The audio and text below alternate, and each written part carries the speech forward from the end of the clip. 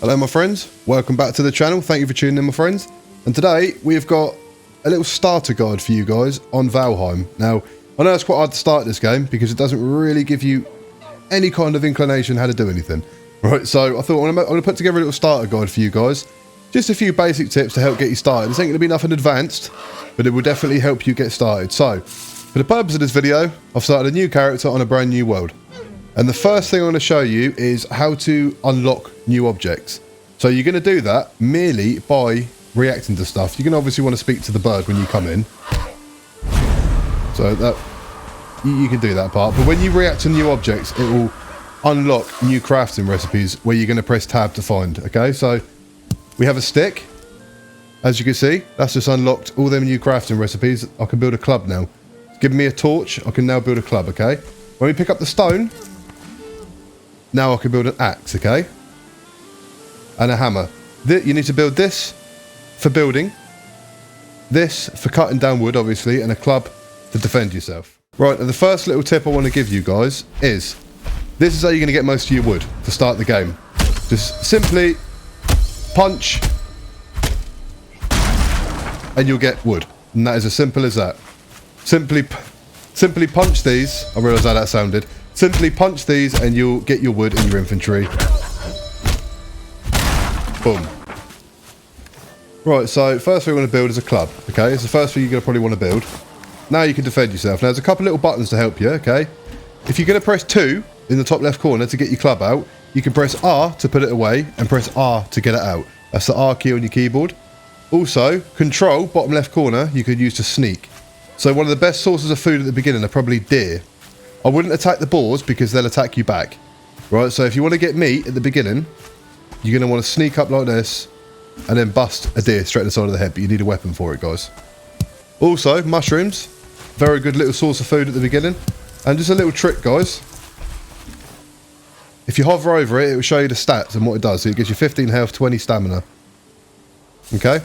That's a good little source of food at the beginning. So raspberries, very important, my friends. Pick up the raspberries. You're going to come across these little bushes. So I think that's the basics of the game covered. Obviously, you can build your stone. You're going to go and find a few more stones, build a stone axe. You've got your club, got your torch. Now we're going to look into establishing a place and a campfire. Right, guys. Now, also for the purpose of this video, I've switched back to my main account because I've got some more things on it. As you can see, I've got bows and stone axes, and we're a little bit more developed on this account. So the second thing I want to show you is because when you build this stone axe, you're going to want to cut down these big crude trees, okay? Now, this is quite a dangerous thing to do because when you do, I don't know why I call them crude trees. I'm pretty sure I just call them crude trees. I mean beech trees, but look, when you chop down a tree, all the logs fall, my friends, and the logs can make other trees fall. So you can end up with an absolute colossal amount of logs dropping on your head, and they will kill you. So be very careful. That's a big tip.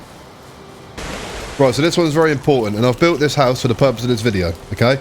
So when you build a campfire, when you build a little house, or even if you find one in the open, first thing what you're going to want to do is build a campfire, because you can't sleep if you don't have a campfire, okay? And also you're going to freeze to death.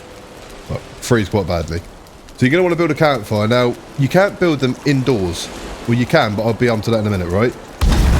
In regards to this, you build a campfire outside. Now, the problem with this is, every time you go to bed, every time you wake up, there's a bloody good chance you're going to walk into it. And when you do, you're going to be running around on fire like a goddamn lunatic. So you're going to want to build a campfire indoors, and I will show you how to do that right now. Also, if you go onto your hammer, crafting, you can. This is how you build a cooking station, by the way. Chuck a cooking station there. And that's how you do that. And then obviously, and this is the other problem with burning yourself, is you've got to press E to put a piece of food on it. I don't have any. And then when it's cooked, you've got to press E, and it normally falls on top of the fire. So you've got to collect it. And then by the time you collected it, you're on bloody fire again. So be very careful with that. Well, right, so now we're going to get into how to build a campfire indoors. Right, to build a campfire indoors, guys, you're going to want to literally... See, mine's on stilts, but you don't have to do this. It needs to be on a grass block, okay? But when it rains, it will go out. And the way to stop it going out is to put a thatched roof on top, so a waterproof roof. Okay? If things don't have a waterproof roof on, they get damaged. Okay? They get weathered. So you have to be forever running around repairing things like this. Mine are okay now because I've got thatched roofs everywhere. But make sure it's got a thatched roof over the top of the block to make sure it doesn't get put out by the rain. Also, make sure you have good ventilation because, as you can see, the smoke kills you. So when you do this in your house, obviously put it here next to your bed so you can sleep, on a grass block in a little square, but make sure there's ventilation here so the smoke can exit the back of your house. And make sure there's a thatched roof over the top so the rain can't put out the fire. Okay, because you won't be able to sleep in a storm if you don't. So that's that. Right, now on to one of the most important things in this game in my opinion, and I'm going to destroy my house to prove a point here, okay? Support. Now, as you can see, I've built my house here, but I've put it on supports. It's a bit skew-if, because I'm new to this game pretty much as well, but you get the idea. And this is what, also feeling cold, that's another thing if you don't have a campfire, okay?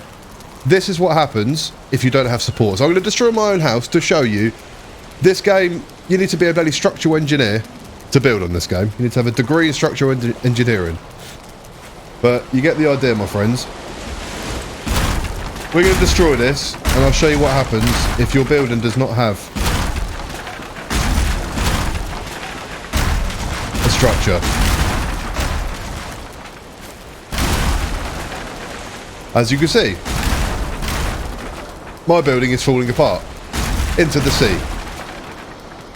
So make sure you evenly space out your supports if you're putting your house on stilts. And that also goes for the roof, and that's if you're not building your house on stilts.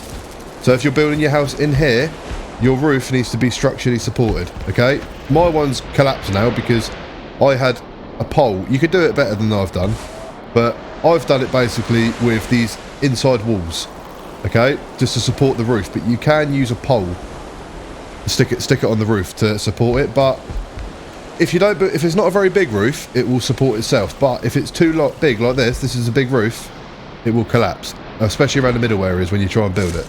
So, yeah, good luck. That's the best I can give you about structural stuff.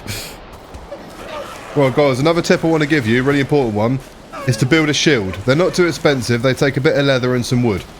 But look, these things are going to attack you. You can block, hit back, and then hold your right click on your mouse to block again.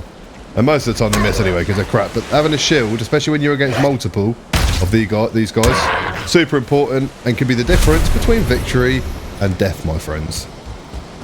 Alright, there's one more tip I want to give you guys. And for me, this is the most important one. Because this one, it took me ages to figure out myself. I actually had a friend help me out with this one. Because every time I used a weapon, I was just throwing it away. Right, me and my friend actually made a little rubbish corner. Okay, but if you go to your workbench, there's a little tab here. You can repair everything for free. Okay? So repair. See? It's repaired everything in my inventory. It didn't cost a single penny. So these are all the ones that I actually threw away. I went and picked them back up because I ain't wasted bloody good resources. So remember that. It's very important to, keep a couple in your inventory in case one breaks and you're out in the wilderness. But I don't know why I'm closing my door when I've destroyed my own house. But yeah. So that's all the tips I personally think are going to help you get through the game. So yeah, guys, I think that's going to be it. I think that's quite a lot I've covered. It's nothing, like I said, it's nothing too advanced, but it's enough to get you started in the game. It's enough to get your house up and running. It's enough to teach you about how to stop the weather damage in your house by keeping it waterproof. What weapons to make, how to interact with items and unlock new items on your build menus, and how to how to have a degree in structural engineering. So I hope you enjoyed the video, guys. If you did, please be sure to like, comment and subscribe. If you've got any questions, hit me down in the comment section, my friends, and I'll see you very soon for the next one. Peace out.